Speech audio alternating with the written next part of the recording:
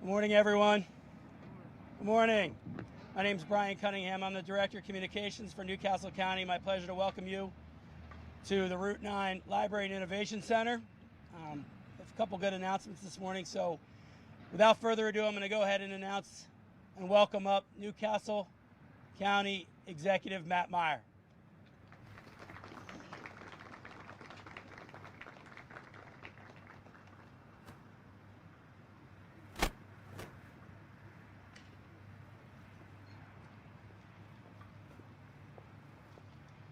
Good morning. Good morning. Why did they put me in the sun? It's good to see. I'm a little warmer up here, actually, in a lot of ways. It's good to see everyone this morning. I don't know if you have heard, but a great American was lost just within the past hour or two or three. General Colin Powell lost his life. So I wanted to start this morning with a moment of silence to honor the memory of General Powell.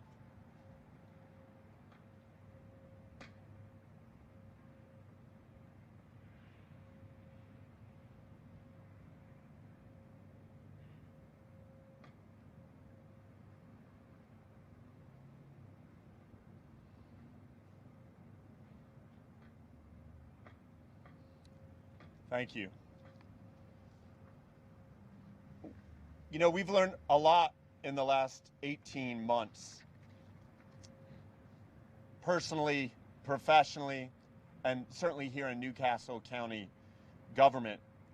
One thing we've learned is how strong we can be when we are united, how our country and community are actually so fragile when we're divided. And we've also had a little glimpse into the future.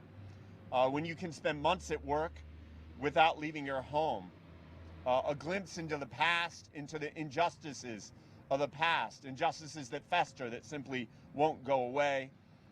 In the last 18 months, we've seen some of the racial hatred that continues, even here in our community. Racial hatred that our predecessors never addressed comprehensively.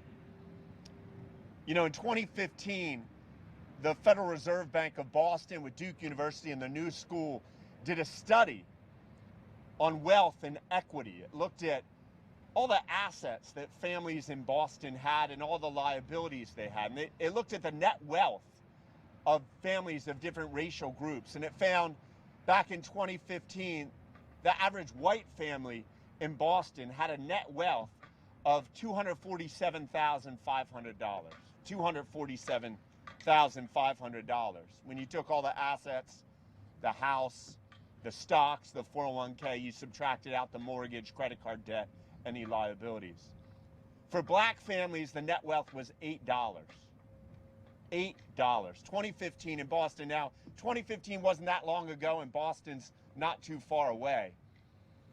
And I know for many of you it may be surprising, but with what we've seen the past 18 months, I think that sort of set us up for a lot of the inequality in outcomes that we saw. The fact that a virus that treats every human body the same was more lethal in some communities than others. Thanks to President Biden, Senator Carper, Senator Coons, Congresswoman Blunt Rochester, we have a historic opportunity together with the state, with, of course, County Council, and I see Councilman Street, Councilman Sheldon, Councilman Smiley here today. We have a historic opportunity to address these inequities. As I was talking to Congresswoman Blunt Rochester just a few weeks ago about what our plans are with the stimulus, and what we decided together is that this is really a once-in-a-lifetime opportunity, an opportunity to collaborate like never before between federal, state, and local to make a dramatic difference. It, in effect, is our New Deal, the New Deal of our generation.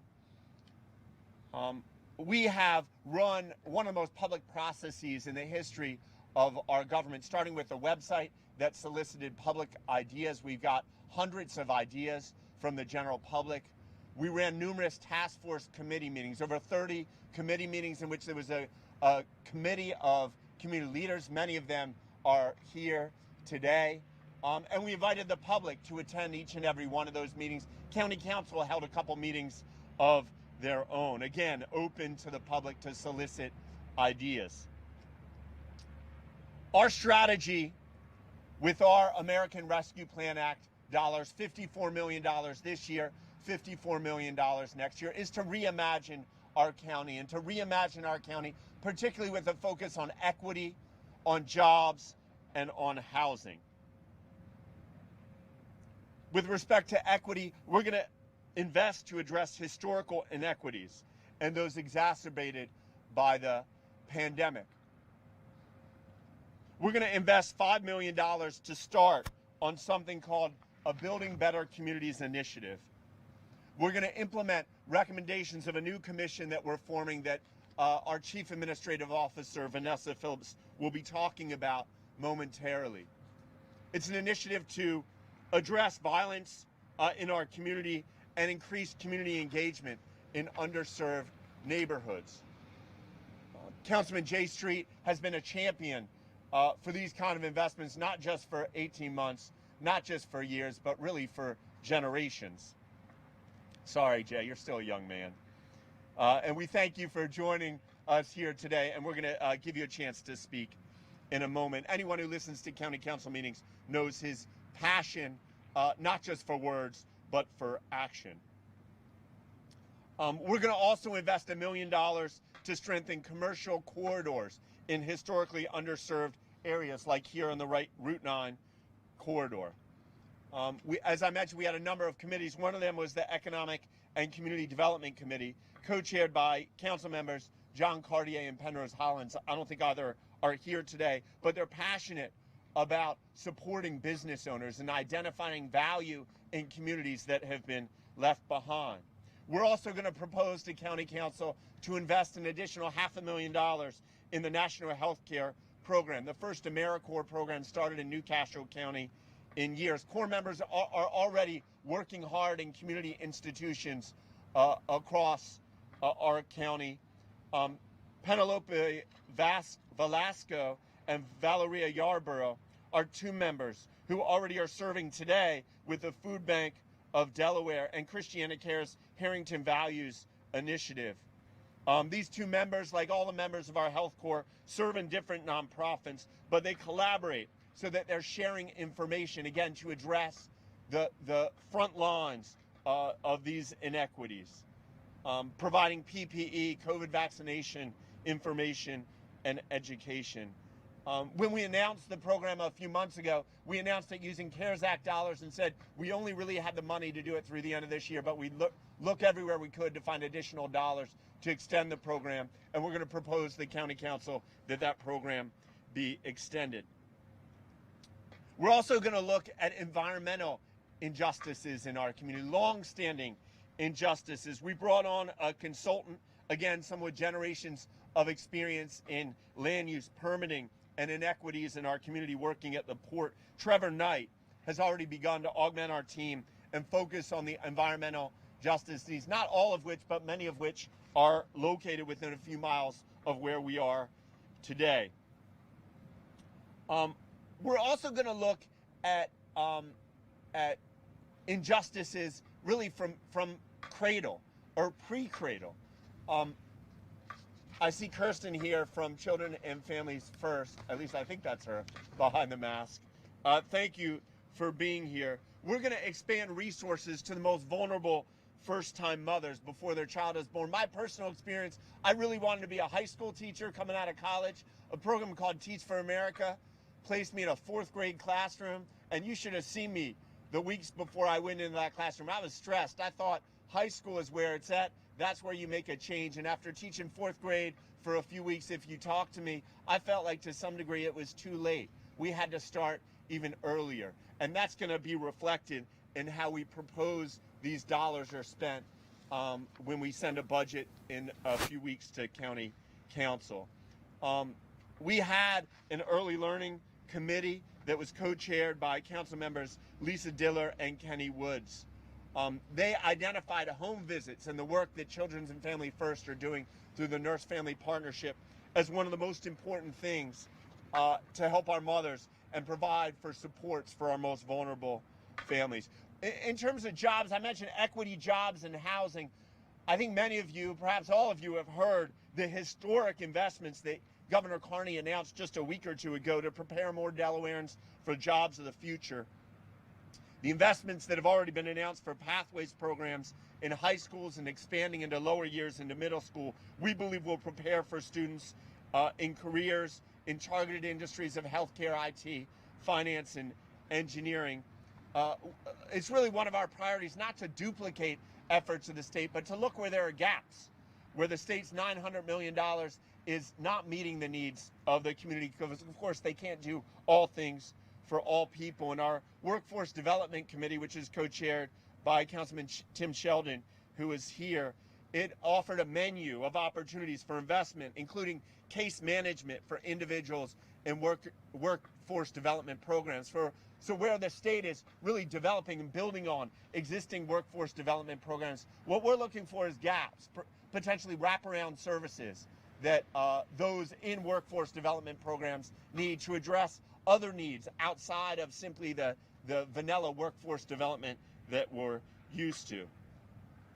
I mentioned equity, jobs, and housing. 2 weeks ago, we announced our plan to invest $30 million to increase the supply of affordable rental and ownership in the county, $15 million of which will come from these American Rescue Plan Act dollars. We are submitting an ordinance to County Council. It will be introduced October 26th, next week, which includes the full budget for the first round of ARPA funding. We look forward to further discussion with County Council on the proposed agenda. Working together, we can reimagine Newcastle County and address inequalities that have impacted too many for too long. Two things I wanted to say on that note. The first is that too many communities across our country and too many societies across our world are wrought with internal division. We have been very fortunate with our relationship in my office with County Council in the last year and a half, that the divisions that existed, we addressed them, and we addressed them within the confines of County Council, so that the people of our county saw a united front when we went out to do COVID-19 testing, when we went out to supplement Delaware State University's efforts, when we went out to assist over 1,000 teachers with grants on the front lines of this pandemic. We did so with a united front. And I just hope and pray that as we move forward as a community, as we hopefully move out of a situation where we're dealing with a deadly virus every day, I hope that tenor of unity and that sense of collaboration, that we have a need to work together to overcome and discuss the differences that we have to fight for our community, will continue. And let me also add that since day one of my time as county executive, the bottom of my stationery has read honesty, transparency, and efficiency. My staff knows well that from my time in Iraq, where there were billions of dollars flowing, I had friends who went to jail for how they, the callousness with which they treated public taxpayer dollar. We absolutely have no tolerance for that in Newcastle County government, and we will continue to bring in the best outside auditors, the best outside attorneys, not only, so you're not just taking my word for it that your taxpayer dollar is being spent legally, honestly, transparently, and efficiently, but you'll have outside advisors, the best in the business, to look at it as well.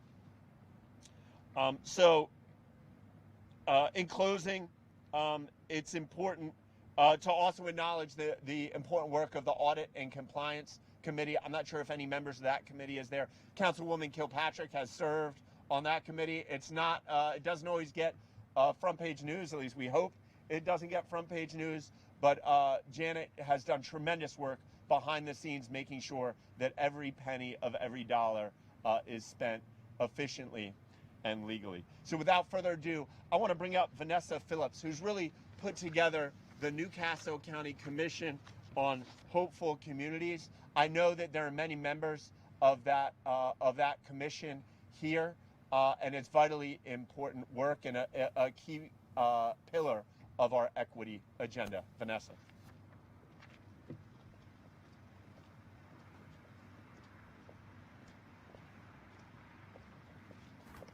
Thank you, Matt. I also want to recognize Councilman Smiley, who's here with us. Thank you, sir, for being here.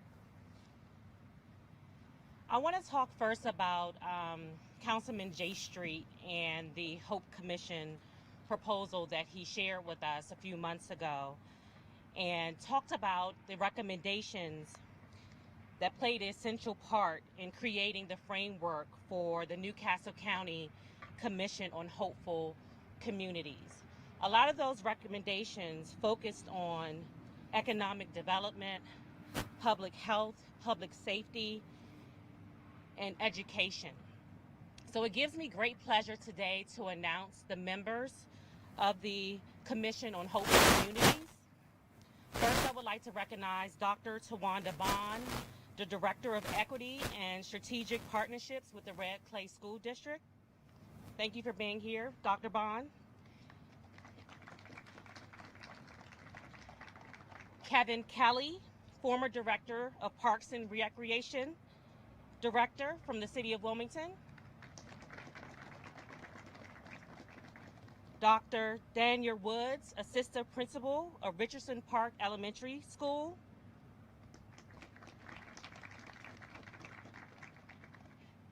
Jordan Perry, Assistant County Attorney with Newcastle County's Office of Law. CJ Bell, Manager of Special Projects with Newcastle County. Dan Moss, the Hero Help Coordinator for Newcastle County.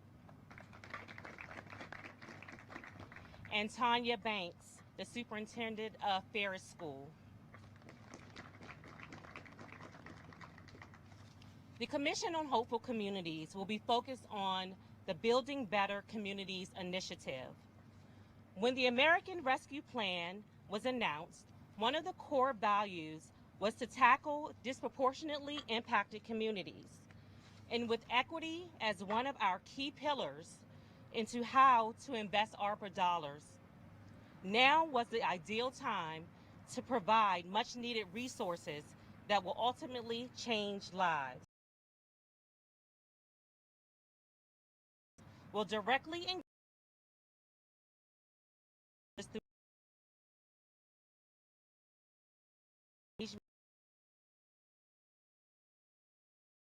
core areas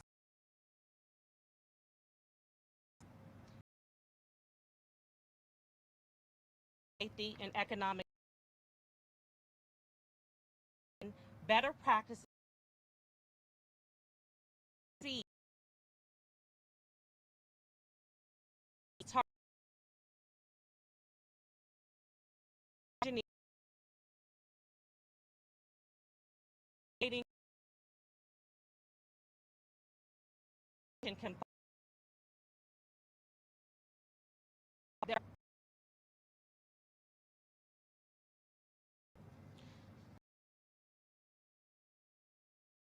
police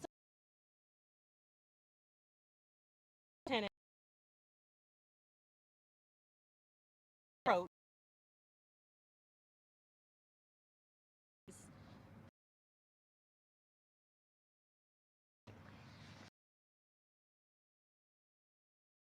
based trauma program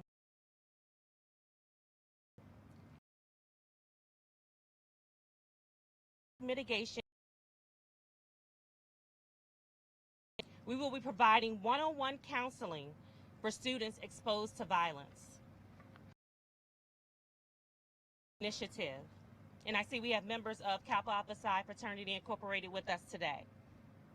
They will be providing an after-school and weekend programming at the Achievement Center, creating a safe haven for youth residing in the city of Wilmington. It will include educational gaming and game tournaments, DJ training, chess training, STEM programs, financial literacy, and job mentoring. At this time, I would like to welcome Councilman J Street to the podium to talk to you about the original Hope Commission proposal in which we are basing the Commission on Hopeful Communities on. I have a quick interlude. First, before you go, I need everyone to turn that way. And on 3, say happy birthday, George Smiley. 1, 2, 3. Happy birthday, George. Councilman Street.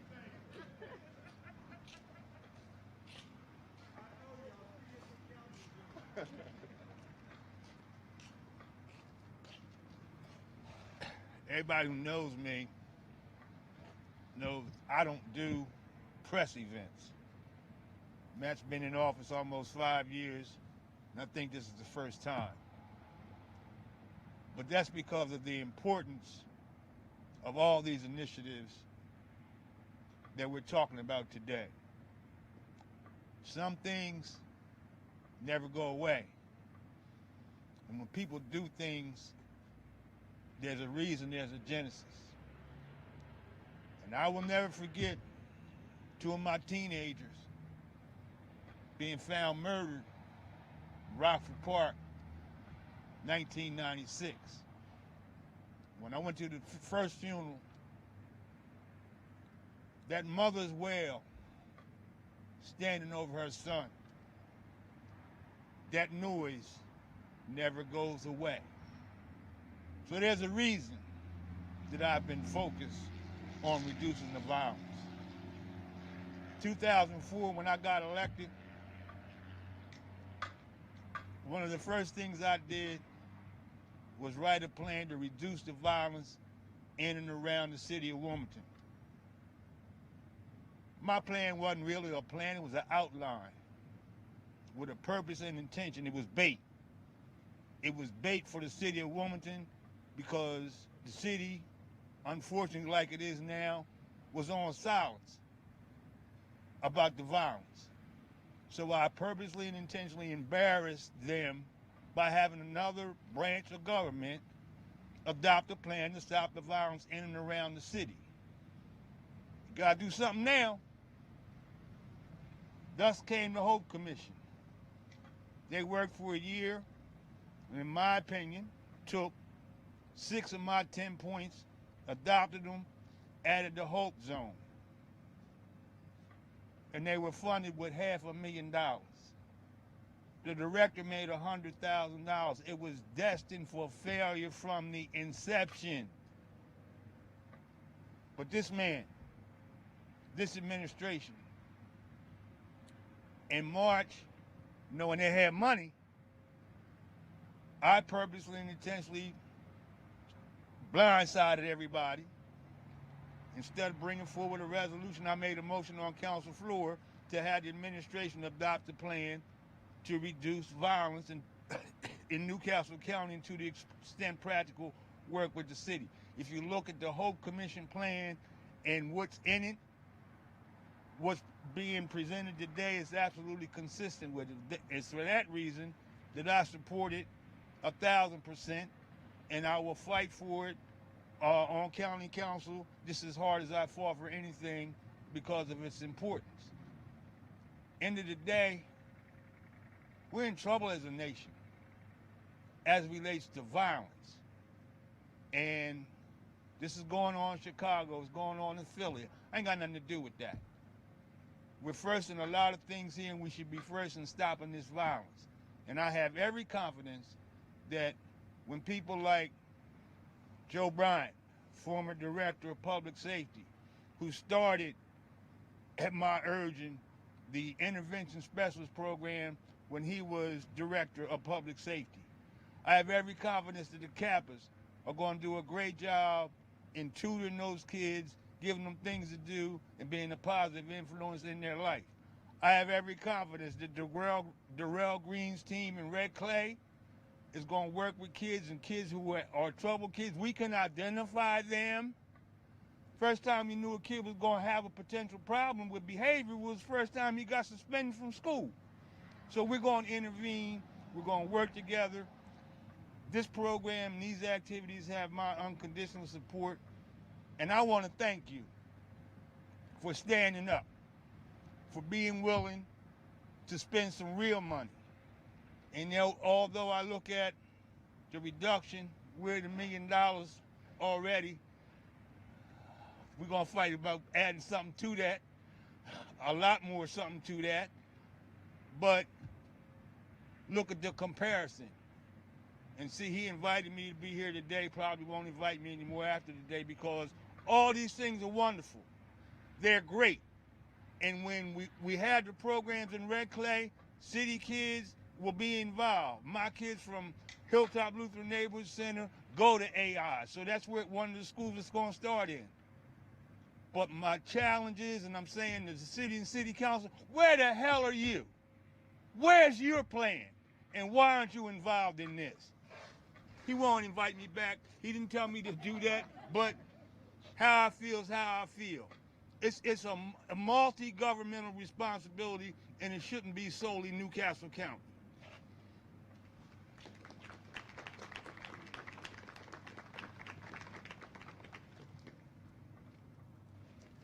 I do a lot of hard things in my job. Standing up after Councilman Street talks might be the hardest. But I think that's all we got, right, Vanessa?